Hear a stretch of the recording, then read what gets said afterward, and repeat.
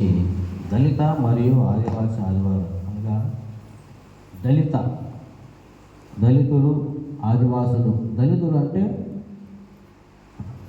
అట్టడుగున ఉన్న అణచివేయబడిన అటువంటి పేదవాళ్ళు అనమాట. వీళ్ళను సువార్త అను వాక్యం ద్వారా దేవుడు బలపరిచి, అదేవిధంగా ఆదివాసి అనగా అడవులలో నివసించేటువంటి ఆదివాసులు అంటే మనము కూడా వాళ్ళ అటువంటి వంశులు మనం కూడా. కాకపోతే మనకంటూ ఒక స్థిరమైన ఒక స్థలం అనేది ఉంటుంది, వాళ్ళకంటూ స్థిరమైన స్థలం ఉండదు. వాళ్ళు ఏ చెట్టు కిందనో అక్కడ ఉంటారన్నమాట. అట్టి వారిని కూడా మన దేవుడైన యేసు ప్రభు వాళ్ళకు స్వార్థ ప్రకటించి వాళ్ళను బలపరిచి ఒక విధమైన రీతిగా ఉంచినాడు. అదేవిధంగా అంశం వచ్చేసి చిత్రమైన దేవుని రూపము వదిలించుట అనగా దేవుని యొక్క విరిగిన మనసు. అంటే ఇప్పుడు దేవుడు అనే అర్థం వచ్చేసి మనకు పేదవారిని బలపరిచినందున తర్వాత పేదవారు దేవుణ్ణి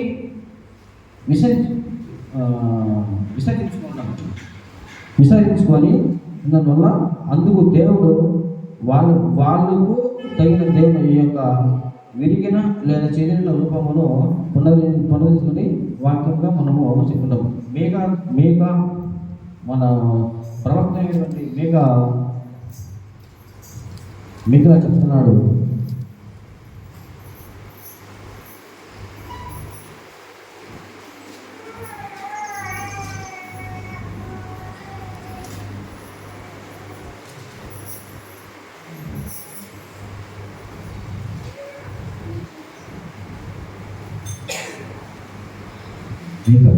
ఇక్కడ మేఘ ప్రవక్త అయిన యేసు ప్రభు చెప్పిన మాటలను ఇజ్రాయేలును అట్టడుగులో ఉన్న వారిని బలపరిచి వాళ్ళకు ఒక విధమైన ఆ చెర నుంచి విడుదల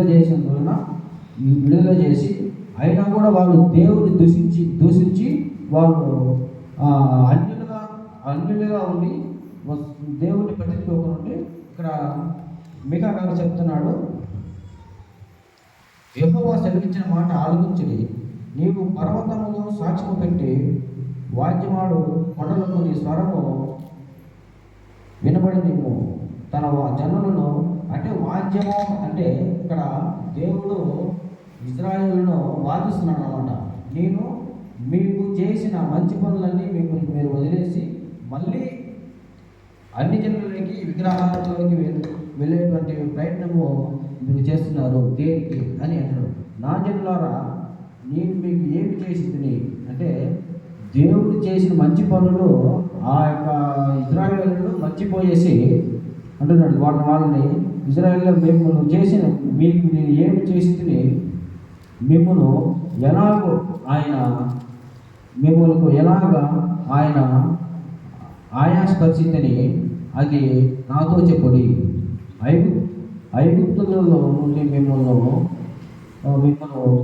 రప్పించిందని కదా, దాసగృహంలో నుండి మిమ్మల్ని విమోచించిందని. అంటే అక్కడ ఐగుప్తుల్లో వాళ్ళు పడిన కష్టాలు, వాళ్ళు పడిన బాధలను చూసి దేవుడు వాళ్ళకు విడుదల చేసి వాళ్ళకు తోడుగా మోషేను పంపించారు.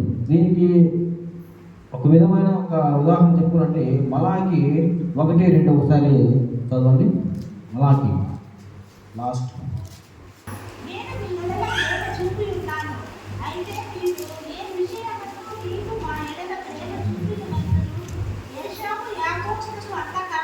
చదువుతాం.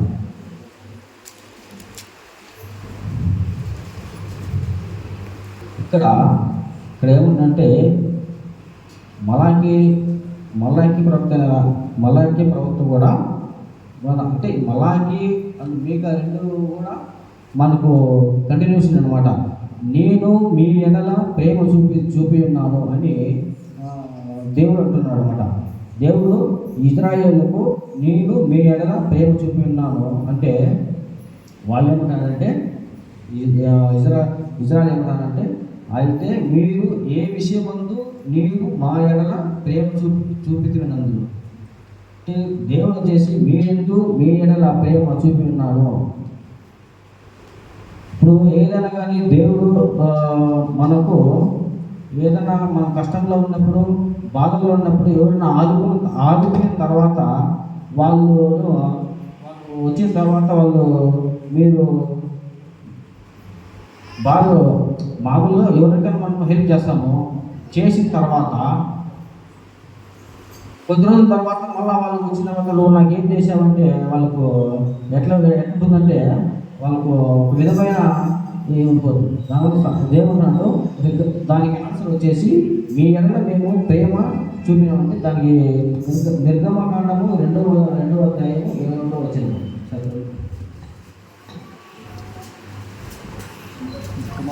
నిర్గమకాండము 2వ అధ్యాయం 2వ అధ్యాయం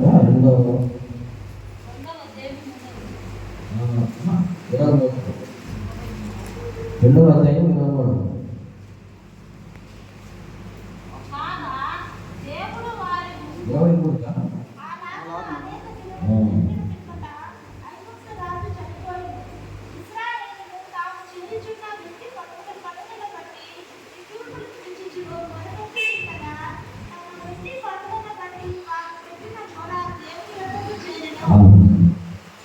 అంటే దేవుడికి వాళ్ళు మమ్మల్ని ఎలాగ మీరు ప్రేమిస్తున్నారు అని అడిగినప్పుడు దేవుడు ఏం చెప్తున్నాడంటే, ఐగుప్తు రాజు చనిపోయిన తర్వాత ఇశ్రాయేలీయులు తాము చేస్తున్న వ్యక్తి పనులను బట్టి నిట్టూర్పులు విడుచు మొరపెట్టుకున్నారు. ఇప్పుడు ఇక్కడ ఏమంటున్నారంటే, నిర్గమకాండంలో వచ్చేసి అంటే మలాకి దగ్గరికి పోకుండా ముందు నిర్గమకాండంలో వాళ్ళు ఇశ్రాయేలీయులు ఏమంటున్నారంటే, అక్కడ వాళ్ళ బాధలు అన్నీ అక్కడ వాళ్ళ కలుపున్నాయి. అప్పుడు ఆ బాధలో వాళ్ళు పెట్టే చాకిలను చూసి దేవుడు వచ్చేసి అప్పుడు అక్కడ మొదలుపెట్టుకున్నాడు. ఇది ఇక్కడ దీన్ని మర్చిపోయేసి అక్కడ మలాకి గ్రంథంలో మీరు మాకు మా ఎడల ప్రేమ చూపితివి అని అంటున్నాడు. ఆ విషయం ముందు అయితే మీరు ఏ విషయం ముందు మా ఎడల ప్రేమిస్తున్నాడు, మా విషయం ముందు నీవు మా ఎడల ప్రేమ చూపితు అంటూ ఏ విషయం అంటే ఏ విషయంలో మా ఎడల ప్రేమ చూపితు అంటే అక్కడ దేవుడు అంటున్నాడు. 3 కాండము 7వ అధ్యాయము 8వ వచనం.